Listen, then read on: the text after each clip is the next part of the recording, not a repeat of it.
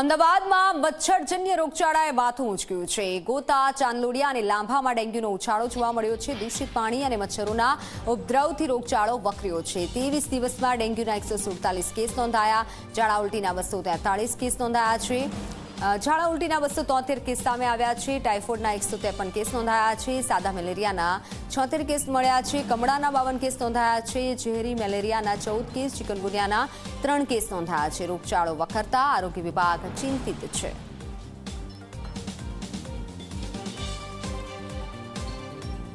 ચાલુ માસ દરમિયાનમાં ડેન્ગ્યુના 147 કેસીસ, સાદા મલેરિયાના 76 કેસીસ અને ઝેરી મલેરિયાના 14 કેસીસ, ચિકનગુનિયાના 3 કેસીસ રિપોર્ટ થયેલા છે।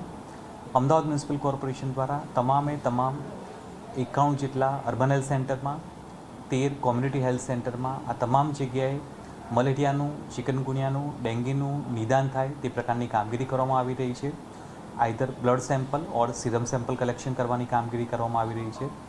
આ સાથે સાથે જેને ટેસ્ટ પોઝિટિવ આવે છે તે તમામને પણ દવાની સારવાર આપીને જરૂરી કાર્યવાહી કરવામાં આવી રહી છે અને જરૂર જણાય તો તે લોકોનું એડમિશન પણ કરવામાં આવી રહ્યું છે। પાણીજન્ય કેસીસ બાબતે ઝાડા ઉલટીના ચાલુ માસ દરમિયાન 273 કેસીસ, જોન્ડિસના 52 કેસીસ, ટાઇફોઇડના 153 કેસીસ રિપોર્ટ થયેલા છે। હાલમાં પોલ્યુશનને લગતી જે કોઈ કમ્પ્લેન આવે તે જગ્યાએ જઈને પાણીના સેમ્પલ લેવાની કામગીરી, ક્લોરીન ટેસ્ટ કરવાની કામગીરી કરવામાં આવી રહી છે અને તાકીદના ધોરણે આ લીકેજ રિપેર થાય તે પ્રકારની એક કાર્યવાહી કરવામાં આવી રહી છે।